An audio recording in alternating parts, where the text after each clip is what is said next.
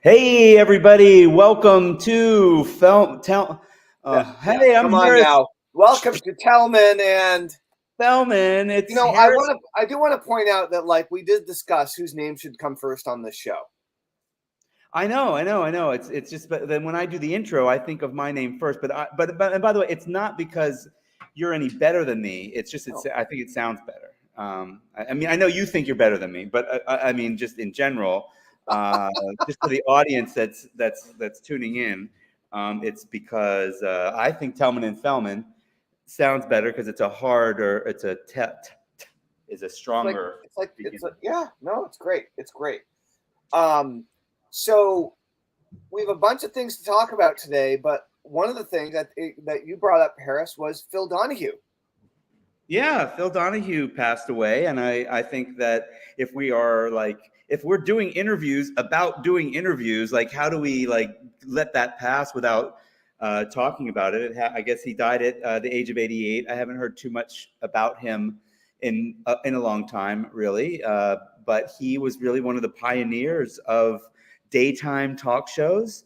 He was also the pioneer of allowing the audience to ask questions, Yeah. actually. So, and then I think the baton was passed from him to Oprah Winfrey, who I'm sure that almost everybody listening knows who that is. Some people might not know who Phil Donahue was. Yeah. Well, so here's the thing. So I'm 47. Harris, are you 52? Is that right? Something like that, maybe more. Now, how old are you? I'll be 56 in October. Oh, a little more. Okay, cool. And so, um, I remember Phil Donahue existing. Where did Harris go? He just completely vanished. I remember Phil Donahue existing, but I don't really remember watching the Phil Donahue show. Like I remember it, like maybe being talked about, in I don't know, maybe teachers at school talked about the Phil Donahue show. I don't know. I never watched it. I don't Yeah, think, or if I did, I don't know that I necessarily even am of an age where I watched it necessarily. We could probably look up when it was in its heyday, but I'm sure I watched it a bit, but not a lot. And then did you even watch Oprah Winfrey? I definitely was exposed to Oprah. Oh my God! Call the presses. No, yeah, no. Like I remember things like Oprah being on, like maybe during the day in the summer when my stepmother would have TV blaring on in the living room in the middle of the day, or like we'd be passing through the living room going from outside or whatever. And I remember Oprah being on, and I've maybe watched a few episodes of Oprah, but it's interesting because one of the things that I was considering making today's episode be focused on, or titling it, was around the topic of relationships, Mm. and actually build, like how do you actually build relationships in a business, and no, in an internet virtual business, no less, right? And so often people talk about trust, rapport, wanting to hear from the email marketer, in this case, wanting to hear from the person sending the advertisement, or being Joe Polish always talks about being an unwelcome pest versus being a welcome guest, which I think he probably picked up from Dan Kennedy. And so there's this idea of how do you develop not uh, how do you develop a relationship, and then how do you develop a trusting, good, positive relationship? Because you can have a relationship, but it can be a bad relationship with someone or with a business. And I find it fascinating that a guy like Phil Donahue was able to do this in a one-way broadcast situation like television, and do it a long time ago, and still, and he titled his show after himself. It was based on his name, and people, and so we should really examine what was happening there, and look into it, because Oprah, obviously, these days everyone calls it the Oprah effect, right? Everybody knows who Oprah is. Oprah's famous. Well, what is Oprah famous for? Interviewing people, strangely enough, right? Like that's what she's famous for, and having a her own unique personality and way of connecting with people and doing her own unique style of things. But like, she really built an audience based on interviewing awesome people, and I assume thousands of them. I mean, thousands and thousands, you know, of interviews. Right. Like well over a decade, you know. I think well over, I think 2 or 3 decades. We should probably look that up. I think she basically, I don't remember. I think there was a thing about this where, because she, by the way, my wife Andrea she was on the Oprah Winfrey Show. Oh, cool. Thanks to marketing, our marketing prowess, really. So I created a product called Coup de Twitter, which was basically how do you, that's funny. How to use Twitter for marketing. And my wife was a stay-at-home mom at the time, really didn't do anything with internet marketing at all, and she became the guinea pig for it. And we're like, well, you can't really make money on Twitter like that. You need to use Twitter to attract people to go to something else. So she created a blog. Her second blog post talked about the fact that she hated being a stay-at-home mom.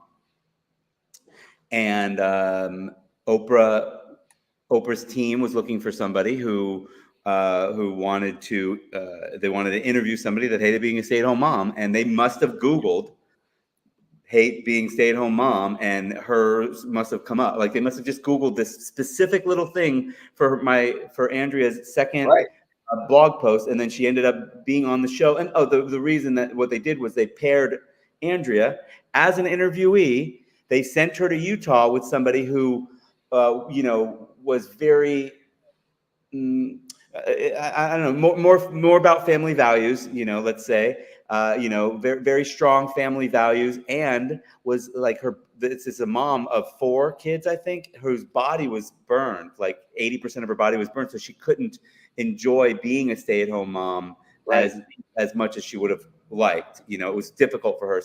So that was what Oprah created. And anyway, my point is, name drop there. Andrea Fellman was on Oprah. But the reason I know a little bit about it, though, is because I remember that I think she was on the next to last year. And I'd really like to figure out if I see what you've posted. I can't see the whole thing where I'm looking at it. I'll read it out loud in a minute, Chris. But the thing I was actually wondering was, which I can look up while you read. I think Oprah did either purposefully stopped right before she did as many episodes as Phil Donahue. You've disappeared, Tellman, or she went just as long as many episodes as Phil Donahue did, and maybe ended that year. But I think it was something along those lines. I'm going to look that up while you. Although you've disappeared. Oh, and I've disappeared now. Now I'm gone. Oh no. Man, 1 second. I'm back. Oh, this is so. Tellman is not back. Tellman is not back. It's just me now, everybody. Donahue was one of the most influential talk show hosts and was often referred to as the king of daytime talk. True.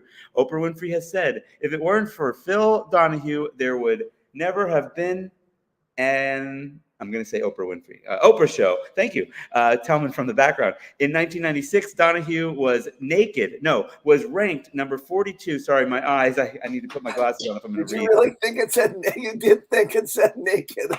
I mean, I knew it didn't say naked, but I thought that was the first word I saw that jumped out at me.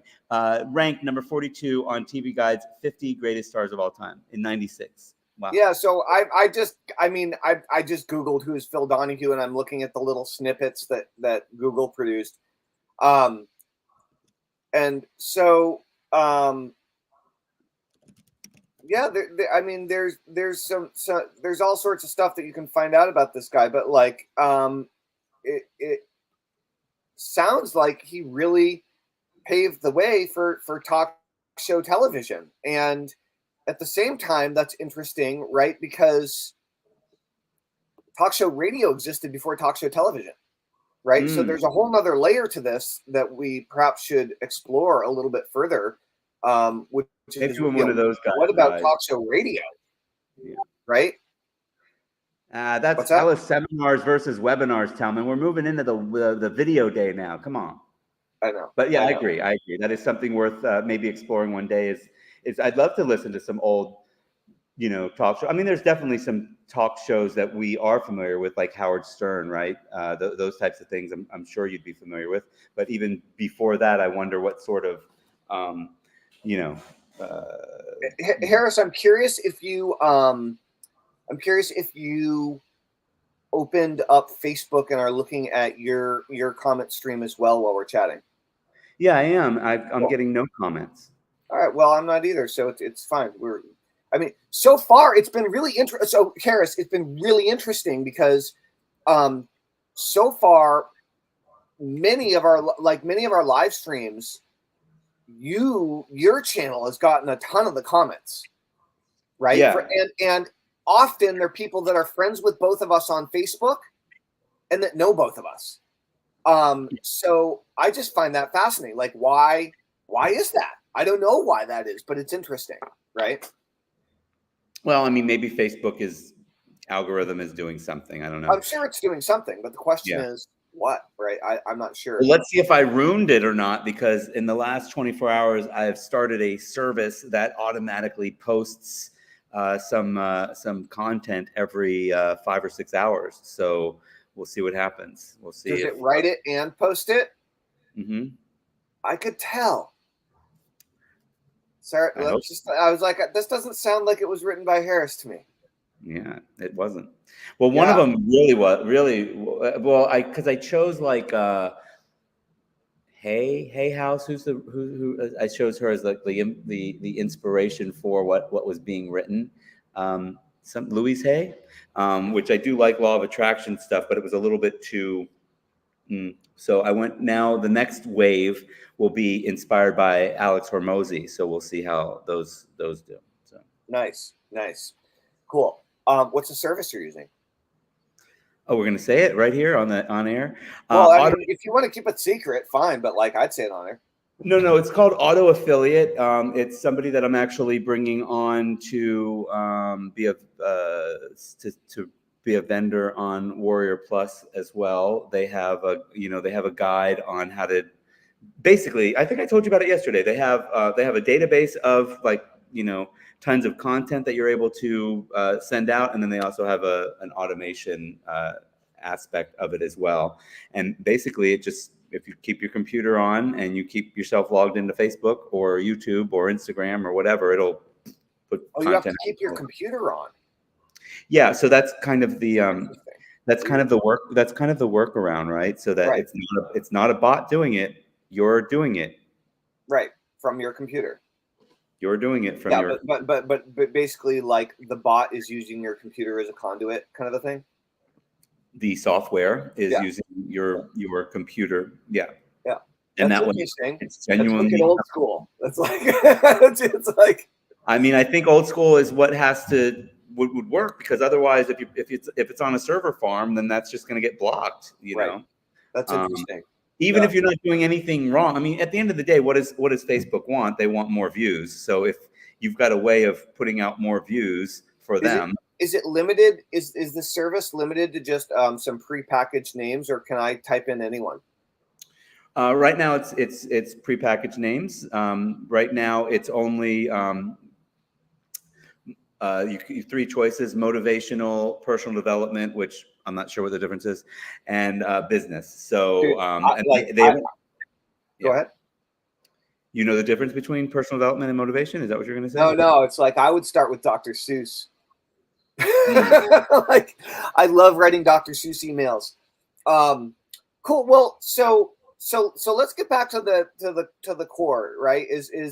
So one of the key elements here of developing relationships, and I think the early talk show hosts figured this out, probably through trial and error, probably a lot of error. And this also, I might add, was done for years in the newspaper, right?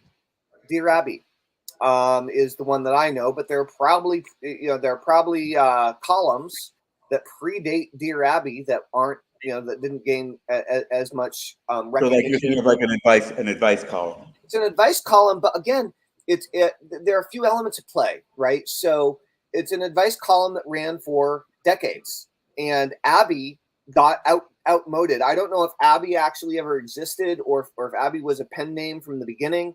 But like, I know that like other people took over for writing the advice column after Abby like passed the torch. I remember reading something about that many years ago. And it's like, one thing is it happened every day.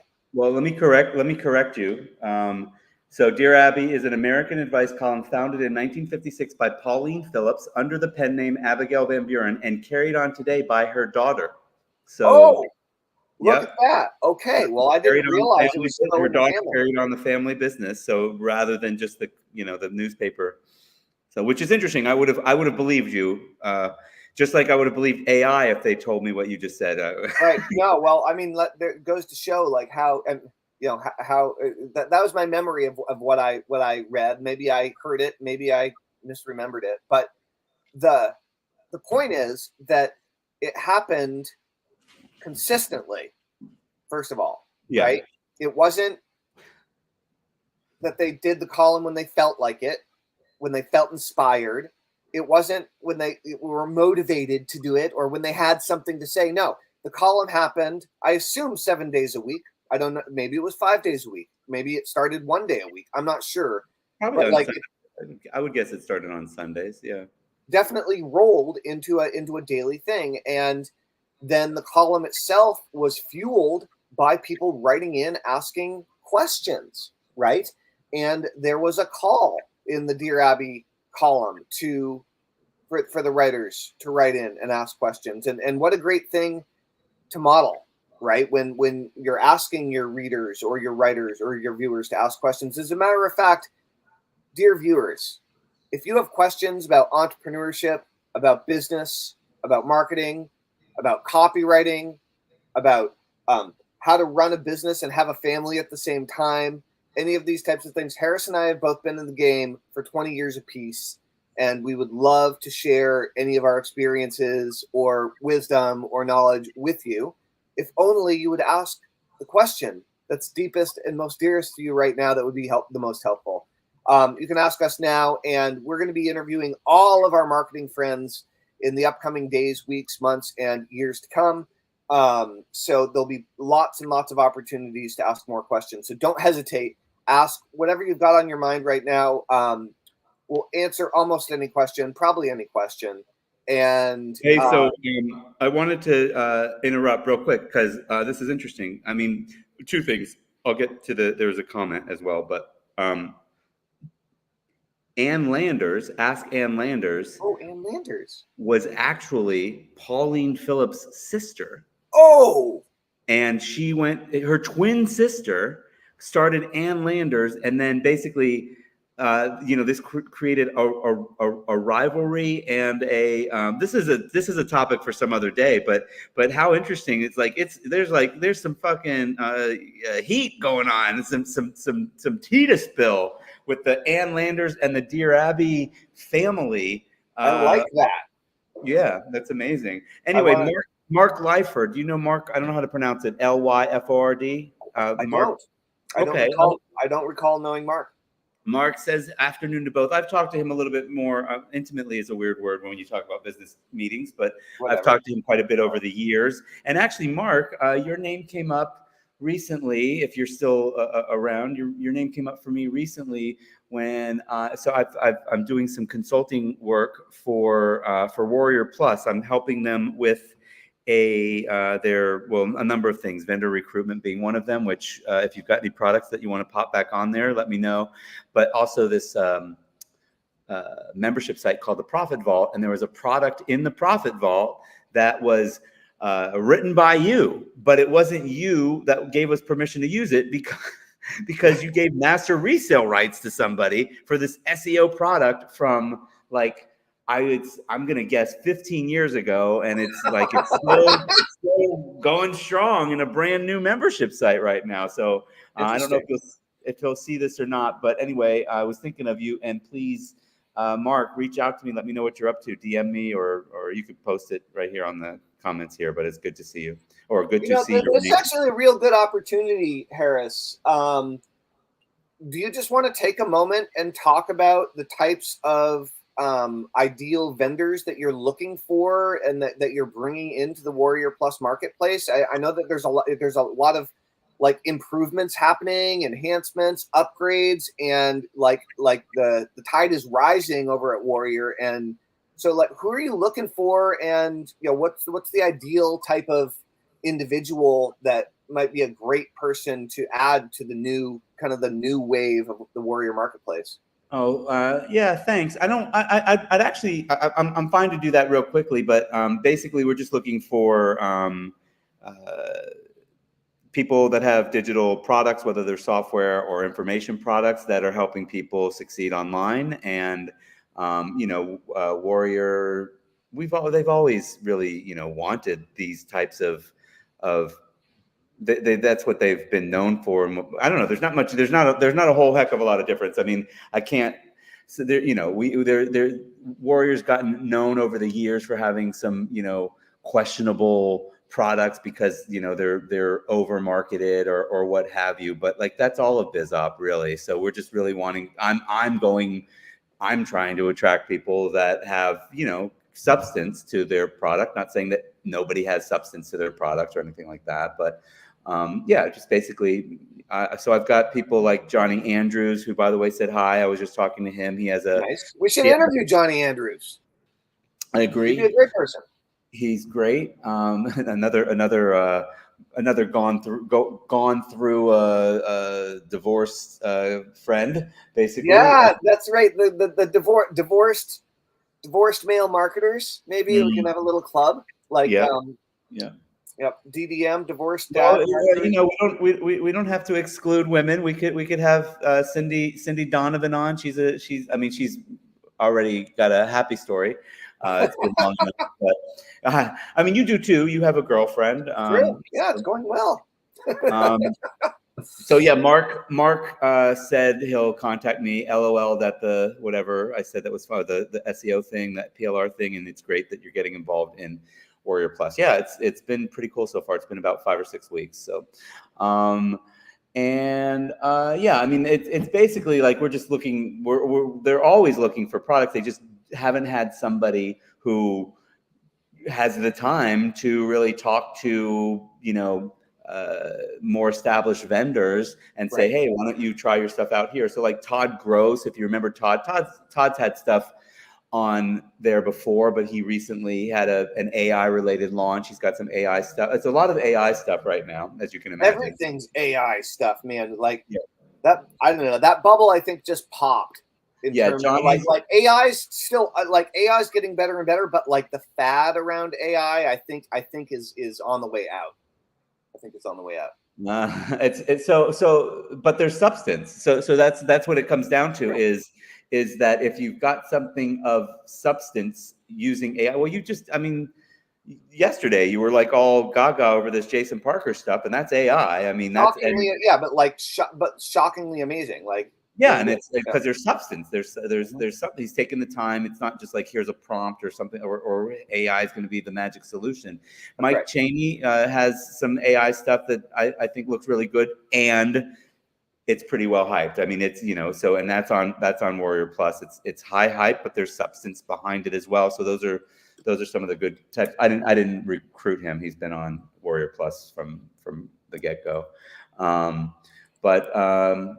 yeah, Johnny's got this faceless, which is kind of, I think, almost counter to what you and I are doing, which is how to have a faceless business. And honestly, like Flo Kunle also is kind of about like the faceless business, which I guess now with AI, you can kind of do that. More so than before. I don't know. I don't think that it's impossible to do a faceless business. Obviously, there are a bunch of people that have done it and so on. But I also think it's pandering to people's fear. And I don't think that's a good thing. Like, I am people are so afraid of being criticized. They're so afraid of being vulnerable. They're so afraid of putting themselves out there because they don't want to say something dumb. They don't want to do something that's flawed. They don't want to, admit like that they're not as far along in their life as they wish they were, which is everyone, by the way, just in case you're wondering. And there's this thing that people are so afraid of putting themselves out there that we sell to that fear. But if you do, they just, the fear still holds them back. It just comes through in a different way. So even if you have a faceless business, that's not like catering to that fear might make the sale, but it's not going to help create a better entrepreneur. It's not going to help people to grow through or grow beyond their current obstacles and limitations. So this is one of the challenges. It's an interesting point because you said something yesterday or the day before that made me think about this, and I didn't bring it up. So I think there might be something that you and I actually have a lot of crossover. We've taken personality tests and they come out exactly the same. But I'm wondering, like, I actually, somewhere along my path, there's a couple of different approaches you can have with your like strengths versus weaknesses. I don't feel like if I identify my weaknesses that I feel like I'm better off spending time on my strengths versus improving my obvious weaknesses. Yeah. And I'm well, I mean, that's something I learned a lot from Dan Sullivan, and like, I mean, but in any area of high performance, that's a good perspective, right? So for me, like, I guess that's what kind of like comes up for me when you like, because you're like, okay, like I agree with facing your fears and overcoming them, and that more so that get outside of your comfort zone because that's where the growth is. Right. I think so, but I think that, I mean, I don't get, like, obviously here we are. I don't get what is to be afraid of turning a camera on and talking to somebody about a topic. I'm but I understand that particular, so that's different, right? Fear versus weakness, I think are two different things. So that's interesting because that's what I went to in my mind because I'm like, oh God, dude, calm down, like. Like, dude, relax. Like, because I'm thinking of the one particular person when we did that recent webinar where she was like, "Oh, it's a webinar. I'm out." Right. I'm not doing it. And I've talked to her some more since, and because she's a VIP in another business of mine, and I was like, oh, this would be perfect for you. But then I was like, oh, no, wait, you're the person that was like, oh, no, it's a webinar. Forget it. And I'm like, as talkative as this woman is, like, what? Like, what are you, what? I don't get it, and maybe, I mean, and frankly, like, I don't want to show up like that. Like, I mean, I'm in the middle, like, I haven't shaved in a few days. I am in a sports shirt. I would rather show up on a webinar or a live stream like dressed better. Yeah. I mean, I have a costume that I wear for my hosting and my comedy, and I'll probably come up with something that I wear for our like talk show as we progress, especially if we do a virtual summit. I'll probably have some, I don't mean like question mark, question marks on a purple shirt. You can wear question marks all you want. What's that guy's so funny. What's his name? We should interview that dude. He's so eccentric. Yeah, we'll remember it. Gosh. All right. Yeah, but I've met him a few times, and You've met him in person. What? You met him in person? Yeah. He was going to the marketing seminars a bunch of years ago. His name might be Mark something. He like sells. He's like an infomercial guy, right? Real estate or like, yeah, he's very, very like opportunity. Yeah, but I think it's mostly like real estate related opportunities. But like, I feel like his last name starts with an L, like landscape. Matthew Lesko. Matthew Lesko, dude, we should interview that guy. That'd be great. He's very funny. Get him. Okay, so both of these. If anyone knows Matthew Lesko. I think I have him on Facebook. Like, I might even have his phone number. By the way, something that a buddy of mine does that does interviews. He does a magician's podcast. Is at the end of every interview, he asks the person to recommend somebody for the interview. But the trick is you have to be able to get us that person. Oh, okay. You have to be able to introduce like us in your face, right? Yeah, you have to be able to introduce us. I mean, you don't have to, like, who right, would be great? Right. You don't have to force them to say yes, but yeah. Interesting. Well, we'll see about reaching out to Matthew Lesko. I wanted to talk about different interview styles because in the Phil Donahue vein, I mentioned earlier that he was one of the pioneers of talk shows, but also of really involving the audience, which is kind of something that you're excited about, which is like the Ask Me Anything. Well, hold on just 1 second, because let's just give our audience the opportunity to get involved. So if anybody's watching live and you want to get involved and you're like a reasonably decent human being, then which you probably are, is text or a message Harris or I, ideally on Facebook, because we're both looking at Facebook right now. Like private message us, direct message us on Facebook. Let us know you want in, and we'll give you a link where you can hop on the video and we can have a little chat. Could be a couple minutes, could be more than a couple minutes. We'll see. But like if you're around and you're watching and you want a little spotlight screen time, Harris and I would love to have a connect, especially if like you're an old friend. Someone named Craig Meager, Meagher. I recognize the name. I probably should know him better. He said, "Yeah, I do," but I don't know if he was responding to that or something else. But it could have been. I think it was that. It's hard to tell because there's a little bit of a lag. So right. So if you want to jump in, say I'd like to jump on the interview or something like really clear, in a direct message. So that we can see it. That'd be helpful. So it's dangerous, dude. This guy might be like, "Hey, I want to refund my traffic order from you." So dangerous. This is like Boom, the most dangerous. I bought your Site Stealer product. He said, "Okay, great." He just said, "Yeah, I do. I bought your Site Stealer product." And awesome.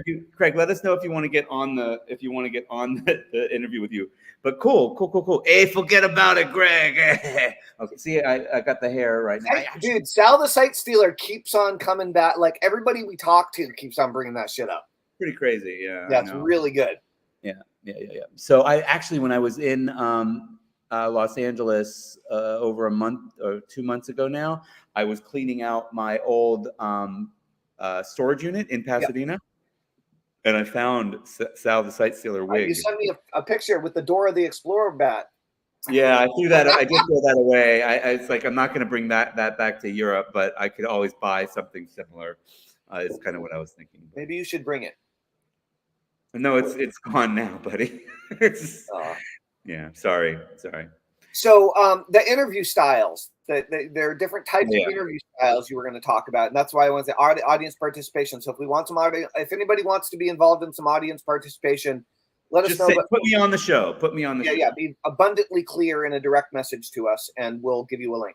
Or in the comment. Ideally, just do a direct message so that we can give you a link. I got to watch privately instead of right. I don't know. I thought we meant like right now. Yeah, we do. Send a direct message to me or Harris on Facebook if you want to get on the show. If you're watching this live. Craig says bring in Mark Joyner.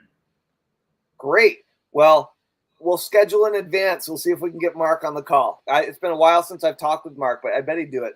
No, he just tagged Mark Joyner. I'm sure he'll show up to our live stream right now and say, "Yeah, put me on." You may. That doesn't sound like Mark to me. Stranger things have happened. Yeah. So, okay, interview styles. What are the interview styles you were thinking about, Harris? Oh no, I thought you would be more knowledgeable about that. Like I said, Ask Me Anything comes to mind. Doing just like. Just a 2-person interview, kind of a talking head thing. Doing a panel interview can be really cool. That's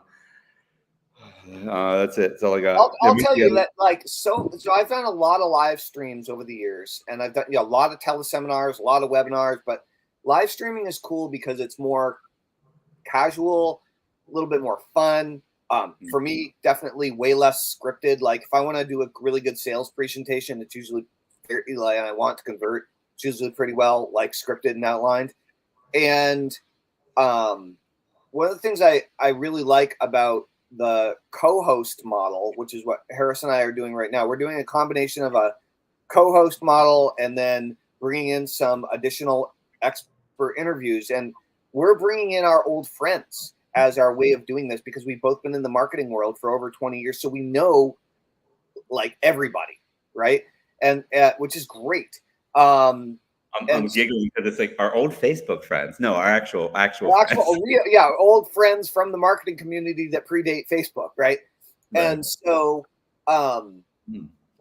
and all of those people are extremely well networked too. So it like has this organic build effect. So far we've been doing this is our second week of doing our co-hosted talk show together, Tellman and Fellman, and we have a bunch of people that have said yes to doing interviews that haven't been, that are old friends. So we have my old friend Kyle Battis. I grew up with him. He worked with my company for a long time. He has a great marketing agency with Mike Purvis in New Hampshire these days. And he did a telesummit back in the day, a virtual summit, and built his email list in the weight loss and fitness world. So he's going to be telling his story. Brian Edmondson, who just got his law degree, he's finishing up his clerkship for a judge, and he's beginning a business to help people with a legal business to help marketers with compliance. And he's going on a cruise for a couple of weeks, but he's down with an interview mid-September when he gets back from his cruise. And then I reached out to Jonathan Mizell, who I'm working on a funnel with, an offer with. And Jonathan Mizell is one of the earliest living pioneers of internet marketing. It's questionable whether he or Dean Jackson first invented the squeeze page, but one way or the other, Dean Jackson and Jonathan Mizell came up with the idea for the opt-in page, the forced opt-in page, the squeeze page at the same time. So they were early pioneer of internet marketing, very, very good friend, very excited about doing an interview. Who else did we talk about? There are a few other folks. Tom Beal. Well, Tom Beal popped up just as a result of interacting with some of our previous live streams. I didn't ask him if he'd do an interview yet, I don't think, but I'm sure he would. I think he offered, and we loosely asked as well. And then Simon Leung, I think we're gonna have. Oh yeah, Simon said he'd do an interview. I talked to him for about an hour yesterday. Yeah, okay, we'll talk offline. And he gave me the best testimonial, dude. I recorded it on Zoom, and he talked about how helpful my first list taught him email marketing and list building with 18 years ago when he took it. And it was just I'm so glad I got it on video because it was just like gold. Really good. So just so you know, ChatGPT thinks Frank Kern, Russell Brunson, Ryan Dice, or Dan Kennedy played significant roles in the squeeze page. I guess proliferation. It doesn't mention the two. The two that we're. Yeah, that's the problem with being that pioneer is nobody remembers you because you get eaten by a bear or something. Exactly. You got arrows in your back. So Craig's having a good time with he's been posting a lot. This Craig Meager. He's just commenting on things. He also suggests. I think I know Craig. Okay. I think I forgot Craig's last name for a minute. I think he's a really smart tech guy that used to wear a fedora, skinny, blonde. He has a anonymous, vendetta, an anonymous profile picture. So maybe that's a different Craig. But there is a fedora on the anonymous photo, so I don't know. Who knows? All right, Craig, do you and I know each other? He said yeah from Mark Joyner. Long time ago. Yeah, he said he's saying yeah to you. I think. Yeah, I forgot your last name for a minute. Cool. Craig, what are you doing these days? Bring us up to speed. I'm afraid to ask Craig with that profile picture. Yeah, only if it's appropriate. So there are lots of different types of shows you can do, but I'll tell you, Harris, there's one guy that we should interview who is a friend of mine from the hot sauce world, and he is awesome. I don't know if I've ever told you about him. His name is Johnny Scoville. Do you know Johnny? Come on, it's not the Johnny Scoville, is it? Yeah. The guy that came up with the Scoville ranking? No. Oh. Right? Is it his real last name? No. Oh, okay. So he's okay. See, you didn't know I would know so much about hot heat and hot sauce. Oh, by the way, Craig Meager says that he went through your training and he's a developer. So I think you have the right person. Yeah, I remember your face, Craig. Yeah. I would love to catch up with you and find out what you're doing. Send me a friend request or a note on Facebook or something if we're not friends. It's crazy. He's on my wall, not yours. You know, he's Yeah, on no, my. all these people are showing up on your Facebook and not mine. It's weird. I think Facebook is like doesn't like me for right I now. think Facebook is saying, "Hey, this Harris guy is talking with someone that you might know." You know what I mean? Something. Yeah. Oh, it's interesting. Anyway. So, oh, where were we? We were Scoville, on. you want to interview Johnny Scoville? Okay, so the guy that came up with the Scoville heat unit, I'm guessing, is probably long since gone. I don't know that for sure. He might still be alive. Johnny Scoville is a YouTube personality, and he is in his. I would suggest he's in his late 60s, and he regularly competes in and wins all sorts of hot foods eating contests. And he, I did interview him briefly. He hopped on one of my live streams about a year or two ago to say hi. We had met at one point at the New York City hot foods convention that I brought my son to several years ago while I was working on this project called I Love Hot Peppers with Josh Burns right before I found out I was getting divorced. That project got dropped. But for a while we were doing like hot sauce eating taste tests on live stream, and I was trying to sell hot sauce in a funnel, right? And I met Johnny Scoville at this hot food expo in New York City, and but I'd known him beforehand because he has a YouTube channel called Chase the Heat, and this guy went from just like working a job, that he wasn't terribly thrilled with, and like he and I talked offline about his job. He had a bunch of sales jobs and some other related jobs, and then he just decided to start doing a daily live stream, and he live streamed on YouTube unedited for every day for over 7 years, and now he is like the leading hot food celebrity in the world. He's like he's the one man show. He's most well known for eating all this hot. He's friendly, he's nice, he's cool. People like hate him because he's like he's just like this. The hot sauce community, as you can imagine, is like pretty fired up. They're kind of like aggressive. Fired up. Yeah, really, they are. And so Johnny Scoville is a live streamer, and he started his own talk show about hot sauce and hot peppers, and he's the coolest guy in the world. So he's another great guy for us to interview, and he's doing it right, man. I'll tell you, like, of all the different formats you can choose and try, the number one most important is consistency. Okay, so that's what we're doing. We're doing a show every day, every weekday, and that's why. I believe you. I believe that consistency is super important in today's world of social media world. Anyway, so but yeah, I was going to tell you too. Johnny Scoville's real last name is Scoville, just so you know. Did he change? He must have changed it then. No, he was born Johnny Scoville. No, it's his real name, despite the coincidental connection to Wilbur Scoville. There is no documented familial relationship between the two, but Johnny has embraced the connection through his work with chili peppers. He is a chili pepper enthusiast, Tellman. He is. Chili pepper enthusiast. I love that. You can be, what are we? Are we direct response enthusiasts? That's so much better. We're more better than Guru. I hate Guru. I don't. Why do you hate Guru? Like, it's separating. It's like gurus have existed since like the dawn of humanity. There's a reason that people look up to gurus. Like you can't hate the fact that people like group themselves into these areas on like they choose. Let me change it.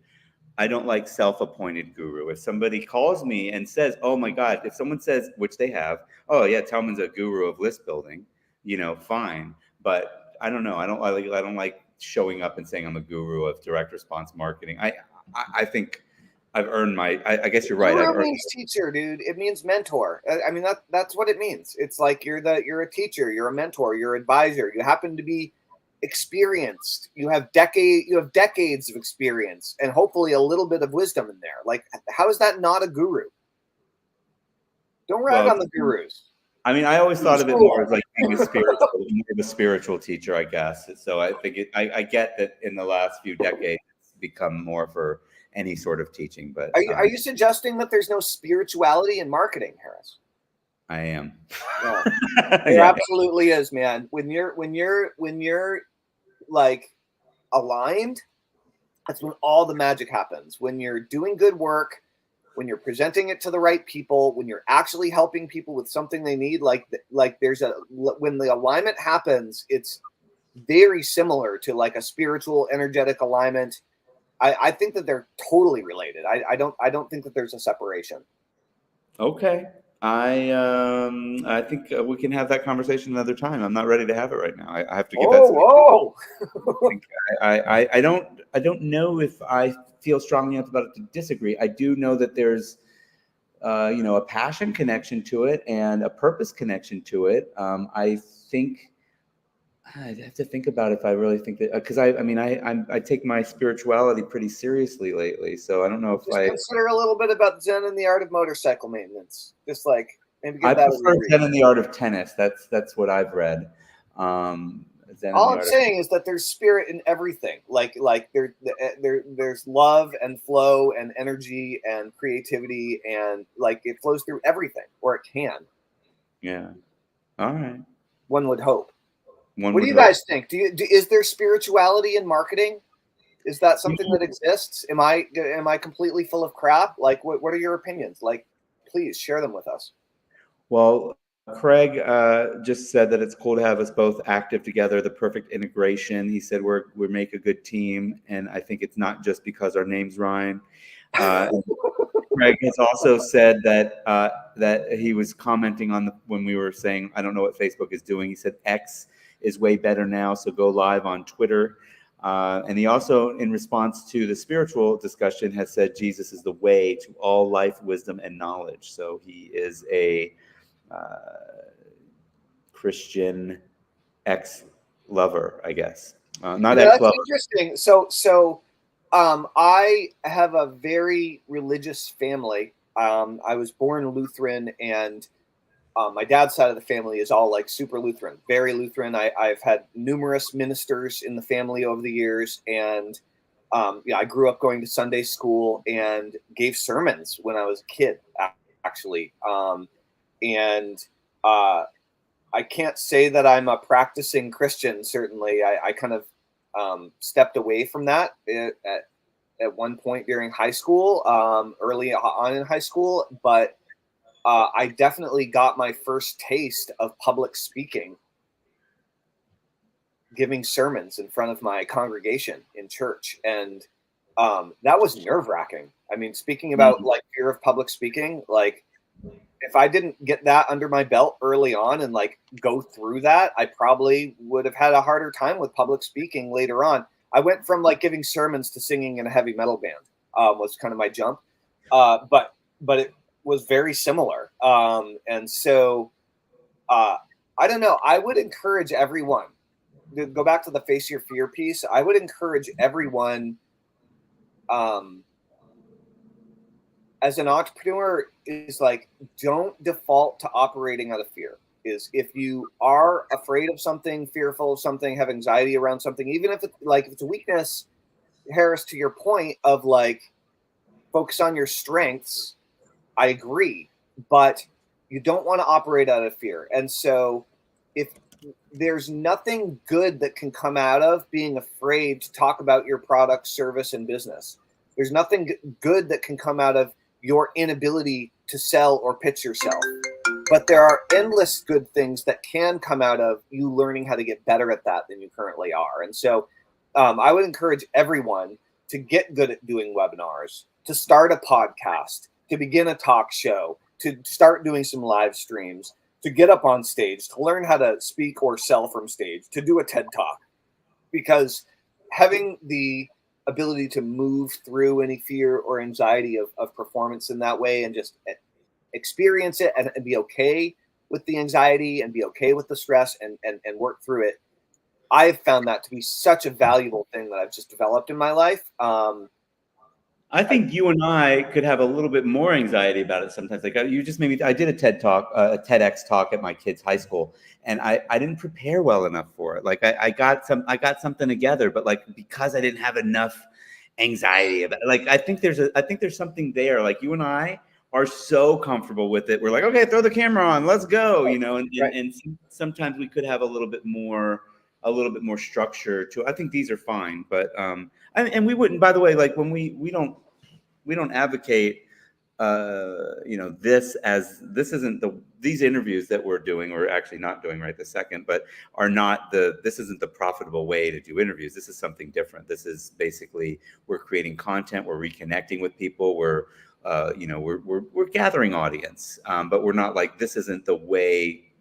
I think it would be more, I think what we do advocate with, you know, a virtual summit or an interview series is a profitable audience building interview series is a virtual summit is to, you know, each individual interview or webinar is calculated and structured and pre-planned, but not to a point where you're, you know, you're tight, right? Like I'm big on like, just let me throw some bullet points together, and so that as long as it's something that I know about, and I guess that would be the same with an interview, right? You basically going to have 5 or 6 questions that you want to kind of make sure you get to, but let go of those questions when you know, you begin talking and getting in a discussion with have a real present conversation rather than just having to stick to your format necessarily. Man, how many times have you seen that where people just like are so like, and it's not even an anxiety thing. It's just that they're like, they've got their questions that they must ask and not listening. I've done it. I'm not going to. They're spending all their time thinking about the next thing they're going to say. Right. Mm-hmm. Yeah. So it's an interesting thing, but that's a great segue, Harris. And we're also 51 minutes in. So guys, check this out. I've set aside 1 hour today, 1 hour tomorrow, and 1 hour on Sunday to talk with you if you're interested in applying for and being considered for our upcoming virtual summit boot camp. We're doing a 12-week boot camp where we're going to walk no more than 24 people through step by step how to launch your own hyper profitable virtual online summit to build a large, loyal, responsive, profitable email list and audience in the next 90 days. If you're interested in going through that process, this isn't just a learning process. This is a learn by doing process. You are going to be building the whole thing. You're going to be creating the whole thing, and we're going to be bringing you through it step by step. You're going to have action items, homework to do each and every week between lessons. Anyway, if you're interested in learning more about it and getting on board and really building something great so that 90 days from now, you have a list that's producing positive cash for you in excess of whatever you currently have, as well as a dozen or more ideal strategic partners to be working with for the rest of the year, then this would be a great thing for you. If you either know what market you're going into, you have products and services to sell, you're already an expert in this area, that's great, especially if you already have an established business, or you're building a brand new list, you're building a brand new business in a brand new market where you're young, where you're hungry, where you're new, and where you're eager to learn more. Both of these are wonderful opportunities to do a great interview series. So if you want to talk about getting involved with our upcoming boot camp, then I literally only have an hour a day set aside to talk to you guys. So that means one person per day for the next 3 days. If you would like to be involved, type boot camp into the comments, number 1. And number 2, send Harris or I a direct message on the platform you're watching this on saying that you'd like to talk with us about the boot camp, and we'll get you scheduled for a call. Harris. Yeah, I think it's super. I just wanted to say, like, it's super important that you DM us if you're serious, because I might not see a comment later, because a lot of people do end up watching this stream later, or they might even jump around the stream a little bit when they get to this point if it sounds interesting to them. they really should DM either one of us, and then we'll get you in touch. And also, I absolutely will not be available the next 3 days. I'm literally. Yeah, you're moving. Yeah, you're moving from Spain to the UK, and you said you're flying tomorrow, right?